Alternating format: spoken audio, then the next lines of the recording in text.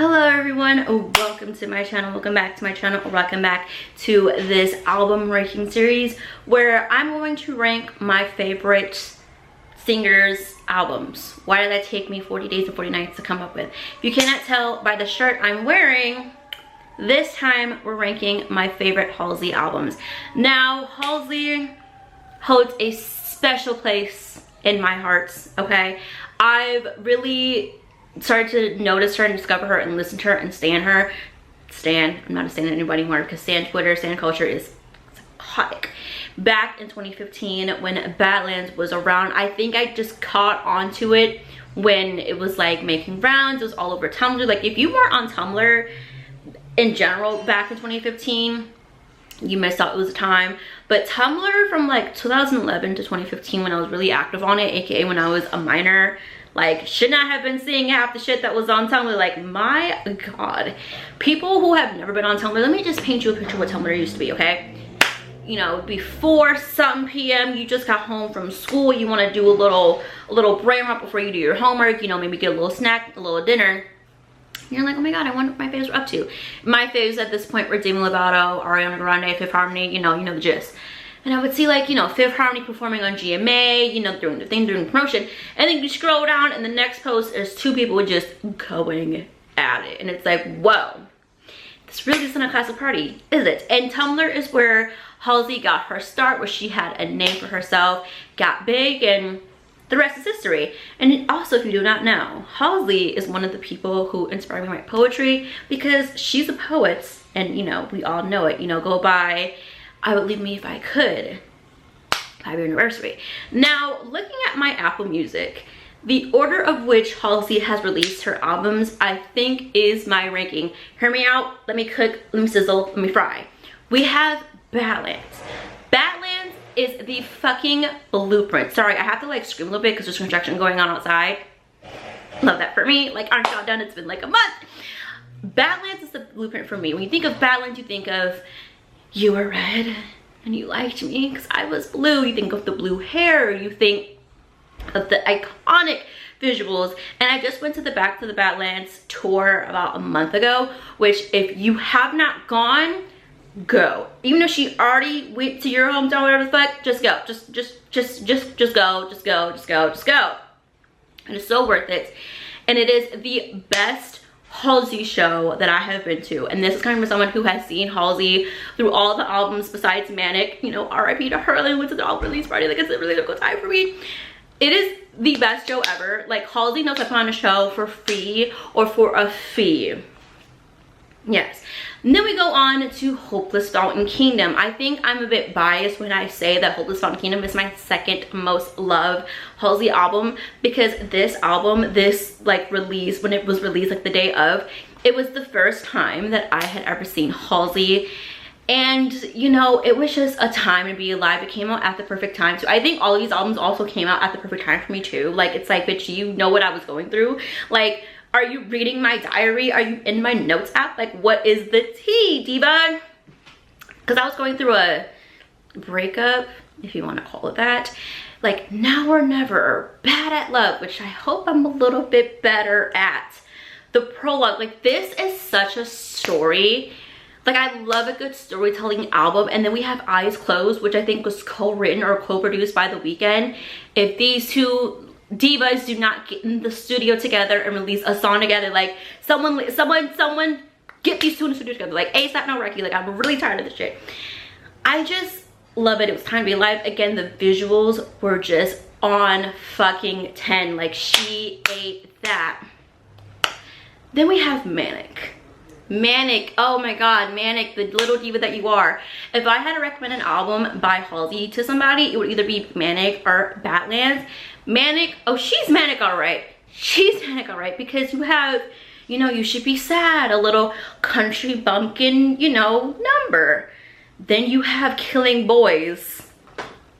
She was angry, and I think she had the right to be angry. And it's crazy to think about, there was a 2.5-year gap between Hopeless Fountain Kingdom and Manic, but Halsey was still pumping out singles because Bad at Love, Now or Never, Hopeless Fountain Kingdom tour, 2018. The tour goes into 2018, right? Then we have Without Me. which took over 2018 going 2019. Then we had Nightmare, and then we had singles off of Manic. Like, no matter what, she was in our faces telling you something was coming, something was coming, something was coming. And then we had Experiment on Me, which I have a little bit of beef with Miss Halsey because, like I said, I've seen her through each era, tour, album, whatever, and I still have yet to see that song live. Like, do I have to travel for a show? Like, what's going on here?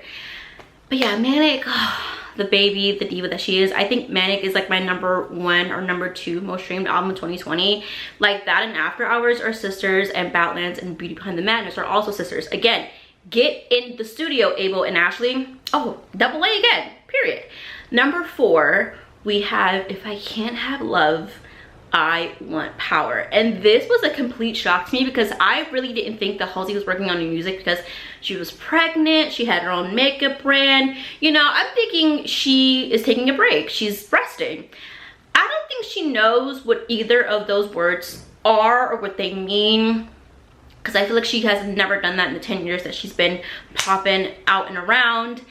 But this album is really iconic because she had help with Trent from 9 Inch Nails. If you don't know who 9 Inch Nails are, you're probably younger than Halsey's son, which is okay, but don't watch this video, don't watch my channel, do not subscribe, like, don't do any of that. But I also think, again, when it comes to marketing, Halsey just takes the reins by her hands. It's like, no, babe, I got this. Because Romantic, it was like an 8-hour live stream where she was painting the album artwork. Babe, I can barely draw boots, and you're telling me that you drew this for 8 hours? And then for If I Can't Have Love, there was a billboard like somewhere on Sunset, I forgot where it was. And then we had the movie. Now, I've never seen Game of Thrones, but from what I've heard, from what I know, the movie was very much Game of Thrones meets Rosemary's Baby. You know, she had a little acting chops, you know, she had some lines, whatever. And the fact that she also filmed this while pregnant, like, babe, again, rest. Taking a break. Do we know what those words mean? Okay, let's do that. Let's do that. Then we have the last album, The Great Impersonator, which came out last year. Again, there is like there's a 3-year gap between If I Can't Have Love and The Great Impersonator. But again, Halsey was booked, she was busy, she was doing things. We have the tour, Maxine, and then what's the movie that came out a few months ago? Americana. I don't remember when that was filmed, but like there were talks of that. And then she had her baby. You know, she had like the string orchestra shows, which I didn't go to, but it looks and sounds so beautiful.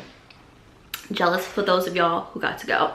The Great Impersonator is also like Manic in the sense of like you don't know what genre you're going into, you just know you're going to a Halsey album, because we have Lonely is the Muse, which is very Evanescence, like I think it is inspired by Evanescence.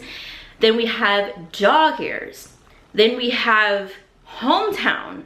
Then we have Letter to God 1998, which I don't recommend listening to when you're on your period, like really emotional going through it, because I think I once cried listening to it, but then again I was on my period, so I don't, you know, personal experience to recommend listening to that album or song on your period.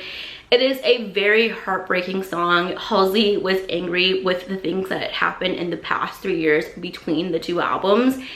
And she really is just like, I'm gonna make it art. Like, lucky? I don't think she felt so lucky, you know? And it's sad, it sucks, but it is a good album. And I went to the show, again, super great. Like, I, again, didn't know what I was getting into. You never know what you're gonna get yourself into seeing Halsey live. You think you're getting one thing, and then you're getting her sitting in like a big ass martini glass at one point in the show, and then looking like Lord Farquaad, and then cussing someone out during the last song of the show. But yeah, I think my ranking, I think this is it. I think this makes sense. I think this is it.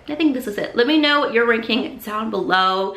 Do you agree with my ranking? What is your favorite Halsey album? And have you ever seen her live? But that is the end of this video. I don't really know what else to say besides stay strong, stay safe, YOLO, drink your water, take your vitamins, pull out those layers because it is freezing in here. I couldn't find my If I Can't Have Love sweatshirt, which sucks because it is really cold, and that is like the perfect sweatshirt to wear in these conditions. So I'm gonna go on a hunt to find it. Yeah, I will see you guys next time, but until then, stay strong, stay safe, YOLO, Drink your water, take your vitamins, and bring out the layers, babe. Mwah.